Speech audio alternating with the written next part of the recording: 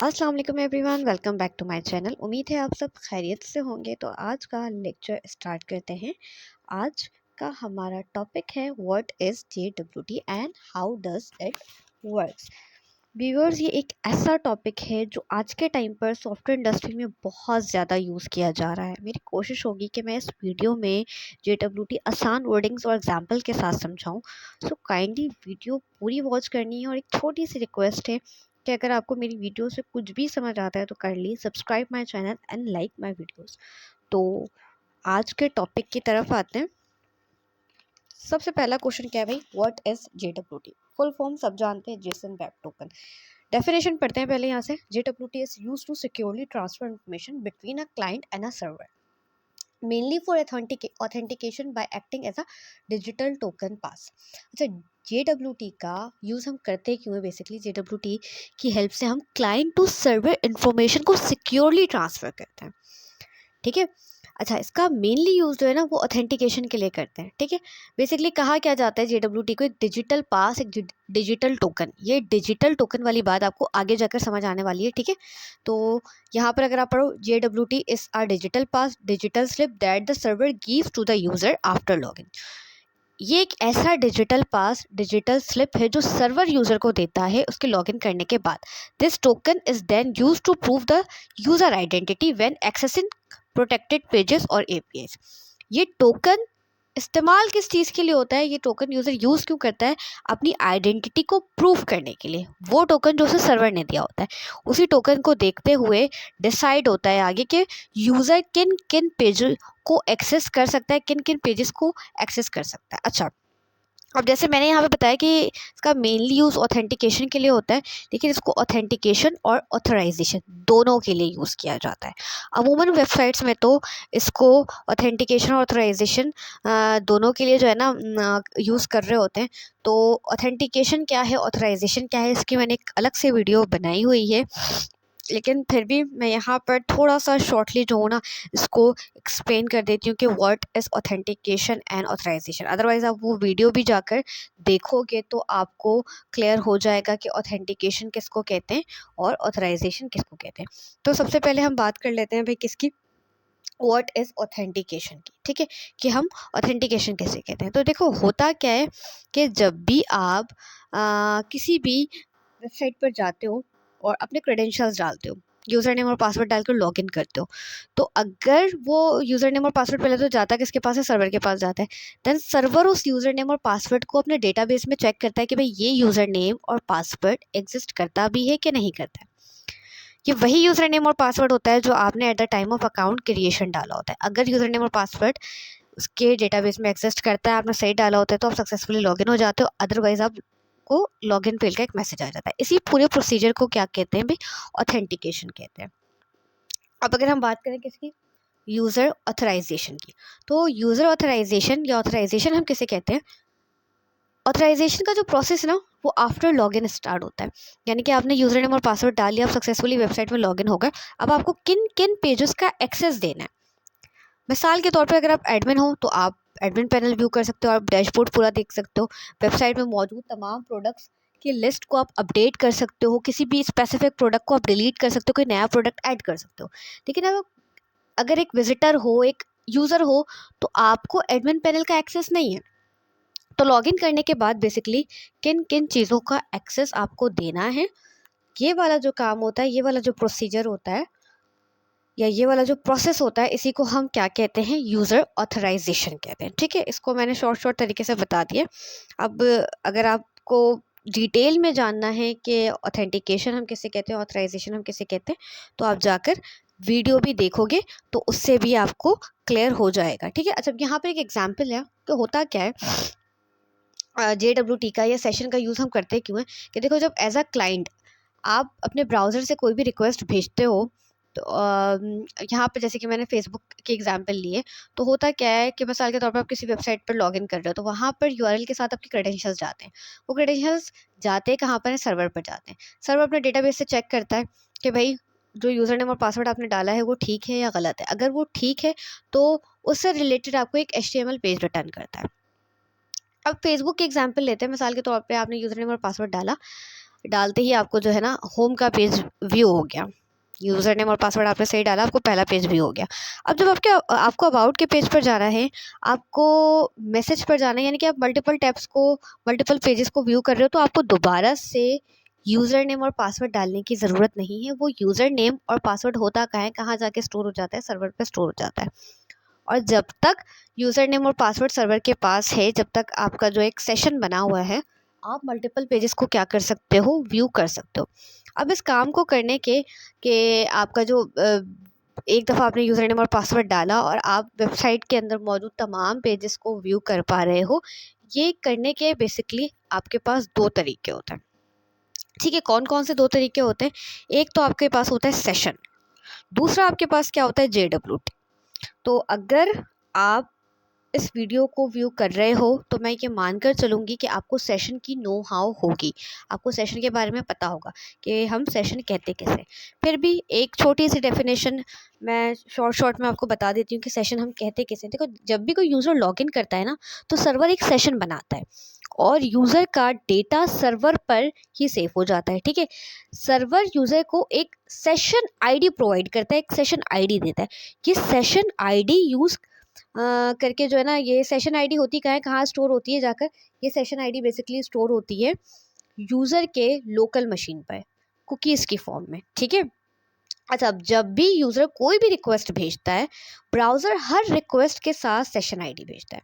Server उस session ID को देखकर ही क्या करता है भाई, ये आइडेंटिफाई करता है कि यूज़र है कौन, उसे कौन कौन से पेजेस दिखाने, वो एडमिन है, वो यूज़र है, वो एजेंट है।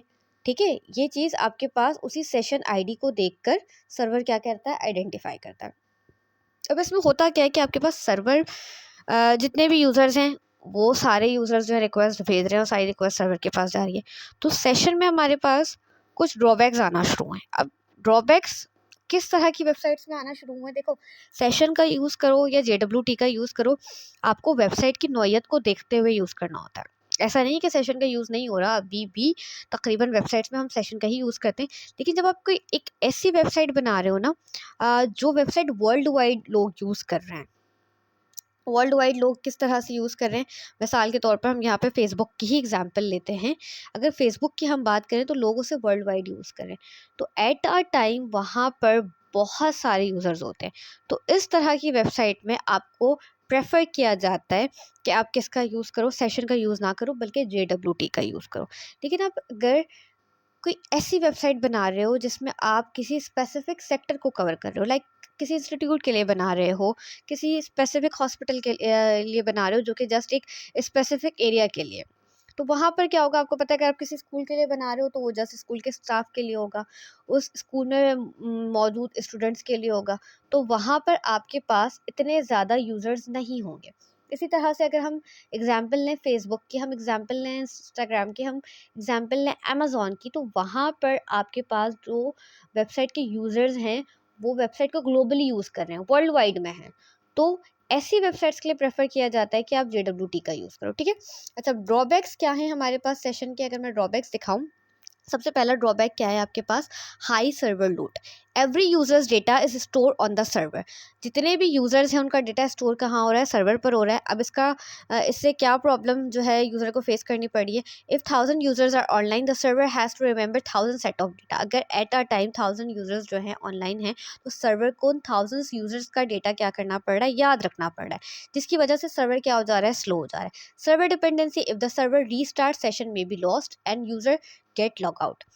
अब अगर सर्वर रीस्टार्ट होता है तो सेशन क्या हो सकता है भाई, लॉस्ट हो सकता है, और यूज़र, जाहिर है जब सेशन ही लॉस्ट हो जाएगा तो लॉग आउट हो जाएगा। अब इससे यूज़र को क्या प्रॉब्लम फेस करनी पड़ सकती है, you were filling a form, server restart, you have log in again. मिसाल के तौर पर आप वेबसाइट पर लॉग इन होते हो, लॉग इन होने के बाद आप कोई एडमिशन फॉर्म, कोई एग्जामिनेशन फॉर्म सबमिट कर रहे हो, फिल कर रहे हो, और अचानक जो है ना सर्वर रीस्टार्ट हो जाता है। तो उससे क्या होगा कि आप क्या हो जाओगे भाई, लॉग आउट हो जाओगे, आपको दोबारा से लॉगिन करके क्या करना पड़ेगा, वो डिटेल्स फिल करनी पड़ेंगी। इसी तरह से शेयरिंग इशू, अब अगर शेयरिंग इशू की बात करें तो शेयरिंग इशू आपको इस डायग्राम से ज़्यादा बेहतर समझ आएगी। देखो, sharing session data between multiple server is complicated. किस तरह से कॉम्प्लिकेटेड, मिसाल के तौर पर आपने लॉगिन किया, आपकी लॉगिन डिटेल्स जो हैं वो सर्वर 1 पर जाके स्टोर होगी। ज़ाहिर है जब आप एक ऐसी वेबसाइट पर काम कर रहे हो जिसमें आपके पास जो वेबसाइट आपके पास वर्ल्ड वाइड यूज़ हो रही है, तो आपके पास वहाँ पर एक सर्वर नहीं होगा, मल्टीपल सर्वर्स होंगे। फर्स्ट टाइम आपने लॉगिन किया, आपकी डिटेल जाकर सर्वर 1 पर स्टोर होगी, ठीक है। अब जैसे ही आप सेकंड पेज को व्यू करने के लिए रिक्वेस्ट भेजते हो, तो वो रिक्वेस्ट जाती है सर्वर 2 पर।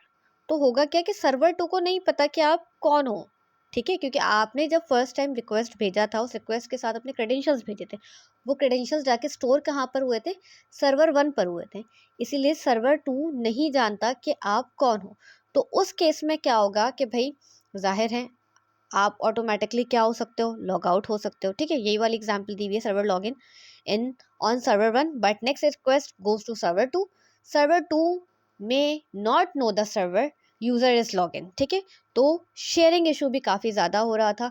जब आपके पास वेबसाइट जो है वो बड़ी है, उसके नंबर ऑफ़ यूज़र्स ज़्यादा हैं, तो उस केस में एक सर्वर से काम नहीं चलेगा, मल्टीपल सर्वर्स होंगे और मल्टीपल सर्वर के इन बिटवीन शेयरिंग जो है वो काफ़ी ज़्यादा क्या हो जाती है, कॉम्प्लिकेटेड हो जाती है। तो रेफ़र यही किया जाता है कि जब आप एक बड़ी वेबसाइट पर काम कर रहे हो, तो आप किसका यूज़ करो भाई, आप JWT का यूज़ करो, सेशन का यूज़ ना करो। अच्छा, अब ये JWT क्या है, JWT की बात कर लेते हैं। अच्छा जी, JWT फुल फॉर्म मैंने जैसे स्टार्ट में बताया, जैसे वेब टोकन सब जानते हैं, it's like a digital pass और digital slip that the user give to a that the server give to a user after login. JWT basically एक डिजिटल पास है, एक डिजिटल स्लिप है, जो कि कौन देता है आपको, सर्वर देता है लॉगिन होने के बाद यूज़र को। जैसे यूज़र लॉगिन होता है तो वो डिजिटल पास, वो डिजिटल स्लिप कौन दे रहा होता है, सर्वर दे रहा होता है। देखो सेशन में क्या होता था कि जैसे ही आप लॉगिन करते थे ना, आपकी सारी डिटेल जाकर सर्वर पर स्टोर होती थी, सर्वर के पास बहुत ज़्यादा लोड होता था, सर्वर को यूज़र का डेटा अपने पास स्टोर करना होता था। JWT में सर्वर यूज़र का डेटा अपने पास स्टोर नहीं करता, वो चेक करता है कि हाँ भाई यूज़र सक्सेसफुली लॉगिन हो गया। लॉगिन होने के बाद JWT करता क्या है कि भाई यूज़र की इन्फॉर्मेशन वो यूज़र को ही देता है, एक डॉक्यूमेंट समझ लो वो यूज़र को प्रोवाइड कर रहा है यूज़र की इन्फॉर्मेशन के साथ, और उस डॉक्यूमेंट पे उसने एक साइन कर दिया, एक सिग्नेचर कर दिया है, जो प्रूफ कर रहा है कि भाई ये यूज़र क्या है, ऑथेंटिकेट यूज़र है, ठीक है।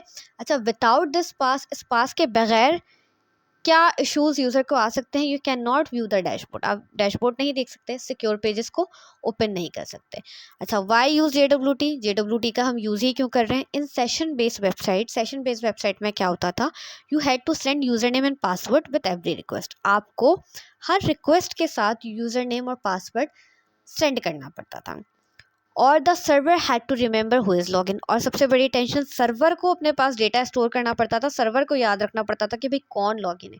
लेकिन अगर हम बात करें JWT की, एक दफ़ा आप लॉगिन हो गए, आपको टोकन मिल गया, अब टोकन जो है वो सारी चीज़ें हैंडल करेगा।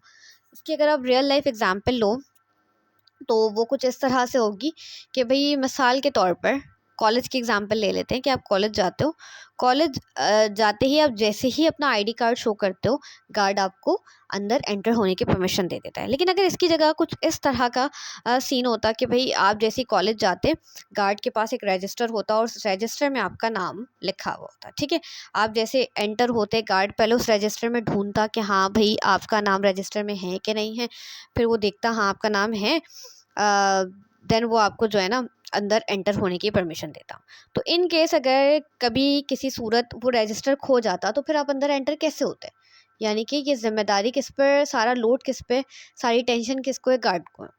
लेकिन अगर उसकी जगह आपको प्रॉपर एक आईडी कार्ड प्रोवाइड करके दे दिया कि जिसमें आपकी डिटेल्स आपके पास ही हैं और उसमें एक ऑथेंटिकेट पर्सन का साइन हुआ हुआ है, प्रिंसिपल का साइन हुआ हुआ है, तो उस साइन को देखते ही गार्ड क्या करेगा, आपको अंदर जाने की परमिशन दे देगा।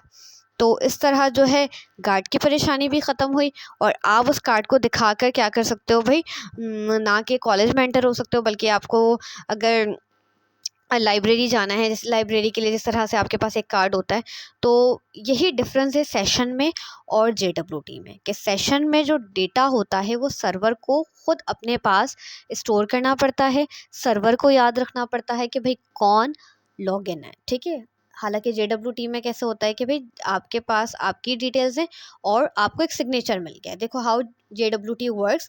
यूज़र जैसे ही लॉगिन हुआ, सर्वर ने क्या इशू किया, एक JWT इशू कर दिया, यानी कि एक सिग्नेचर इशू कर दिया। Sign JWT with user info, यानी कि आपके पास अपनी इन्फॉर्मेशन भी आ गई, यूज़र के पास उसकी अपनी इन्फॉर्मेशन है, उस इन्फॉर्मेशन पे एक तरह का साइन लग गया, एक तरह का स्टैम्प लग गया, जो कि किस चीज़ को रिप्रेजेंट कर रहा है कि ये जो यूज़र लॉगिन है ये एक ऑथेंटिकेट यूज़र है। ठीक है, जैसे अगर आप यहाँ नीचे रीड करो, JWT contains user info and is verified not store in server. JWT के अंदर क्या है भाई, यूज़र की इन्फॉर्मेशन है और क्या चीज़ है, एक सिग्नेचर है, जो किस चीज़ को रिप्रेजेंट कर रहा है कि एक ऑथेंटिकेट यूज़र लॉगिन है। अच्छा जी, अब इसके डिफरेंस को देख लेते हैं कि सेशन और JWT में क्या डिफरेंस है। यहाँ पे फीचर्स हैं, where data is store, data कहाँ पर स्टोर होता है। सेशन की अगर हम बात करें सर्वर में, यहाँ पर अगर हम बात करें इनसाइड टोकन क्लाइंट स्टोर है, यानी कि आपको बेसिकली एक टोकन दे दिया जाता है और इन्फॉर्मेशन स्टोर कहाँ पर होती है, क्लाइंट के लोकल स्टोरेज पर। सर्वर का लोड ज़्यादा होता है कहाँ पर भाई, सेशन में। और अगर JWT की बात करें तो उसमें सर्वर का लोड कम होता है। क्यों? क्योंकि सेशन में सर्वर को याद रखना पड़ता है ईच यूज़र को। हालांकि सेशन में क्या होता है, server doesn't store user data, user का डेटा ही स्टोर नहीं कर रहा, तो जाहिर है यहाँ पर सर्वर का लोड कम होगा। सर्वर रीस्टार्ट होता है, user gate log out session में। लेकिन अगर यहाँ पर JWT में सर्वर रीस्टार्ट भी हो जाए, user still log in, token still valid, जब तक उसके पास टोकन है वो लॉग इन ही रहता है। शेयरिंग अक्रॉस सर्वर बहुत कॉम्प्लिकेटेड हो जाता है सेशन में। Easy token travel with each request, आपके पास क्या होता है भाई, टोकन ट्रैवल करता है हर रिक्वेस्ट के साथ, तो यहाँ पर शेयरिंग भी क्या हो जाती है, बहुत ज़्यादा इजी हो जाती है। आप सर्वर 1 पर जाओ, सर्वर 2 पर जाओ, सर्वर 3 पर जाओ, जस्ट आपको वो टोकन शो करना पड़ता है। रियल लाइफ एग्जांपल वही वाली बात है। यहाँ पर अगर हम देखें, you log in to a website, server keeps your log in info, if server restart you are log out. यहाँ पर क्या हो रहा है भाई, आप किसी भी वेबसाइट पर लॉग इन हो रहे हो, सर्वर आपकी इन्फॉर्मेशन को रखता है, लेकिन जैसे ही सर्वर रीस्टार्ट होता है तो आप क्या हो जाते हो, ऑटोमेटिकली लॉग आउट हो जाते हो। JWT में क्या हो रहा है, you log in, server keeps a token, even if server restart token still work until it expire. अगर सर्वर रीस्टार्ट हो भी जाए तब भी आप लॉग आउट नहीं होते, आप तब तक लॉग इन रहते हो जब तक टोकन क्या नहीं हो जाता भाई, एक्सपायर नहीं हो जाता। ठीक है, अच्छा अब देखते हैं कि भाई JWT दिखने में कैसा होता है, किस तरह दिखता है। तो बेसिकली 3 पार्ट्स में इसको डिवाइड किया जाता है। ये पिंक वाला पार्ट है, देन ये पर्पल और ब्लू। पिंक वाले पार्ट को हम क्या कहते हैं, हेडर। इसके अंदर आपके पास क्या होती है, टोकन की टाइप कि किस तरह का टोकन है और एल्गोरिथम। ये वाली चीज़ें हम आगे जब नेक्स्ट वीडियो में प्रैक्टिकल करेंगे तो तब जाकर आपको ठीक से समझ आने वाली हैं। और पर्पल वाले पार्ट में यूज़र की इन्फॉर्मेशन होती है, उसका आईडी, नेम, रोल। और अगर लास्ट पार्ट की हम बात करें तो उसमें वो सिग्नेचर होता है, जो कि एक तरह का सिक्योरिटी प्रूफ है कि ये एक ऑथेंटिकेट यूज़र है। ठीक है, तो इंशाल्लाह इसके बाद जो वीडियो बनने वाली है उसमें हम प्रॉपर JWT की हेल्प से ऑथेंटिकेशन और ऑथराइजेशन दोनों को परफॉर्म करने वाले हैं। ठीक है, तो इस वीडियो में अगर आपको कुछ भी समझ नहीं आया तो आप कमेंट सेक्शन में कमेंट करके ईज़िली मुझसे पूछ सकते हो। मैंने कोशिश की है कि मैं बहुत ईजी वर्ड्स में JWT को एक्सप्लेन करूँ और डिटेल में एक्सप्लेन करूँ।